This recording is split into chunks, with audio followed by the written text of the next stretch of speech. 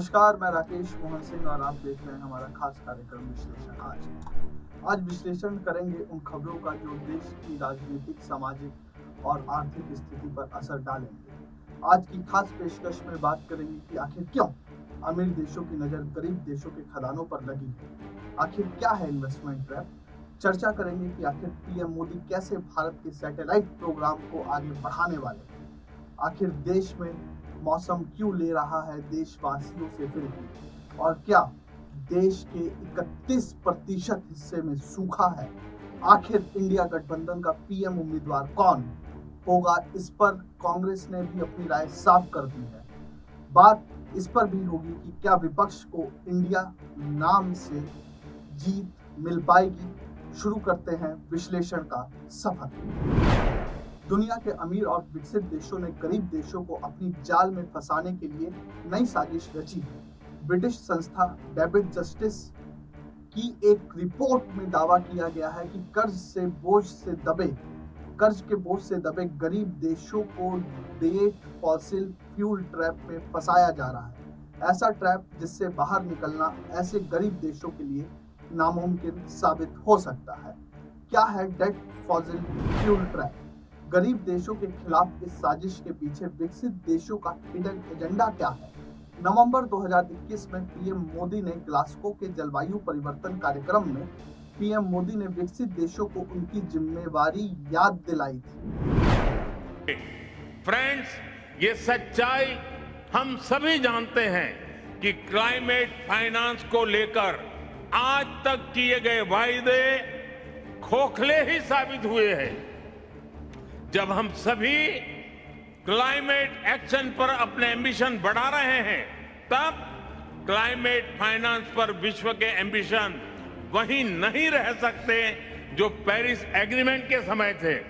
आज जब भारत ने एक नए कमिटमेंट और एक नई ऊर्जा के साथ आगे बढ़ने का संकल्प लिया है, तो ऐसे समय में क्लाइमेट फाइनेंस और लो कॉस्ट क्लाइमेट टेक्नोलॉजीज का ट्रांसफर और महत्वपूर्ण हो जाता है।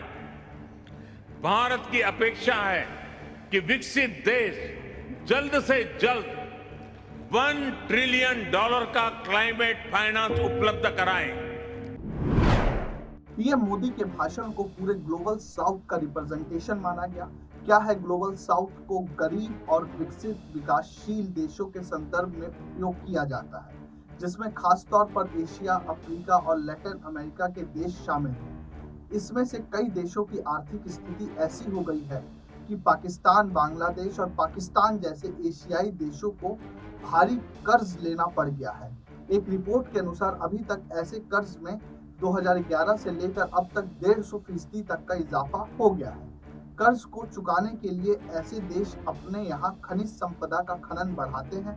ऐसे खनन को बढ़ाने के लिए IMF जैसी विदेशी संस्था मदद करती है।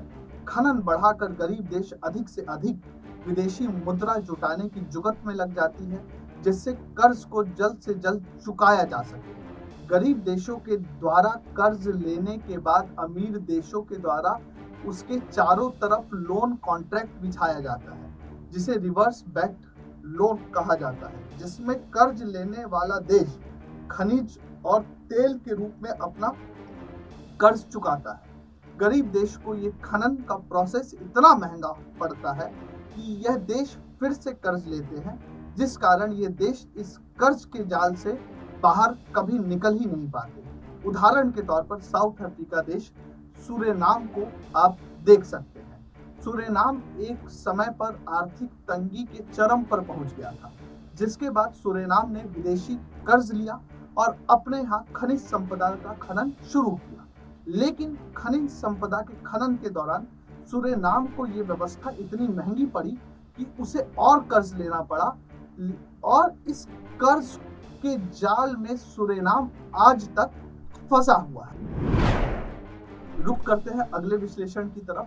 पीएम मोदी अपनी आधिकारिक विदेश यात्रा पूरी कर वापस से भारत लौट आए हैं। ब्रिक्स समिट में भारत की वैश्विक रणनीति को विश्व के सामने रखकर जैसे ही पीएम मोदी वतन वापस लौटे, तो वह सीधा पहुंच गए इसरो के वैज्ञानिकों से बात करने, और उन्होंने देश और विश्व के सामने भारत के अंतरिक्ष प्रोग्राम का खाका रख दिया और विश्व को संदेश दे दिया कि आने वाले समय में भारत अंतरिक्ष के क्षेत्र में किसी से पीछे नहीं रहने वाला है। पीएम मोदी ने कहा कि भारत विश्व का चौथा ऐसा देश बना जो चांद पर पहुंचा है। पीएम ने कहा कि हमारी गिनती ऐसे मुल्कों में होती थी जिसे तीसरी दुनिया कहा जाता था। दर्शकों को बता दें कि ये थर्ड वर्ल्ड की बात पीएम ने कल की और आज भारत की गिनती पहली पंक्ति में खड़े देशों में हो रही है। इस पूरी यात्रा में इसरो जैसी संस्थाओं की बड़ी भूमिका रही है। आप दर्शकों को याद होगा कि एक समय में भारत को सपेरे का देश कहा जाता था, लेकिन अब भारत चांद पर पहुंचने वाला चौथा देश बन गया है और दक्षिणी ध्रुव पर पहुंचने वाला विश्व का पहला देश बन गया है। आने वाले समय में आदित्य नाम से एक सैटेलाइट प्रोग्राम, स्पेस प्रोग्राम शुरू होने वाला है जो सूरज के व्यवस्थाओं पर, सूरज के कामों पर, क्रियाओं पर नजर रखने वाला है। तीसरे विश्लेषण की तरफ बढ़ते हैं और बात करते हैं मौसम का। मौसम का मूड इस समय समझ में नहीं आ रहा। एक तरफ हिमाचल प्रदेश और उत्तराखंड है जहां भारी बारिश ने तबाही ला दी, दूसरी ओर महाराष्ट्र, पश्चिमी मध्य प्रदेश, गुजरात, दक्षिण भारत के कई हिस्से जहां पर सूखे की स्थिति बन गई है। दिल्ली एनसीआर की हालत भी कुछ खास ठीक नहीं है। अगले हफ्ते भर तक उमस भरी गर्मी पड़ने का अनुमान है। अगस्त में सामान्य से कम बारिश के साथ खत्म होने की उम्मीद है और ऐसे आसार भी बन रहे हैं। भारत मौसम विज्ञान विभाग का डेटा बताता है कि दिल्ली ही नहीं, देश की करीब 31% भूमि पर सूखे जैसे हालात हैं, कहीं पर कम तो कहीं पर ज्यादा।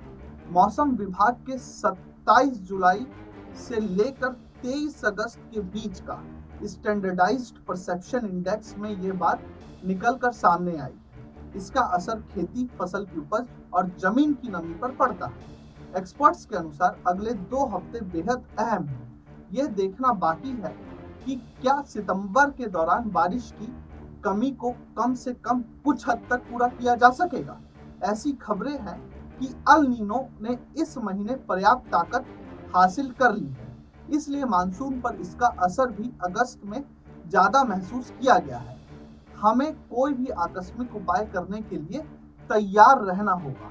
ये बहुत बड़ी बात भारतीय मौसम विभाग की तरफ से निकल कर आई है। जिस तरीके से महंगाई देश को सता रही है, टमाटर के बाद प्याज की कीमतें अपने चरम पर पहुंचने लगी है और जिस तरीके से अब 31% भारत के हिस्से में सूखे की बात निकल के आ रही है, तो आने वाले समय में महंगाई और बढ़ने की उम्मीद की जा सकती है, जिसका सीधा तरीके से असर आम जनता की जेबों पर पड़ने वाला है।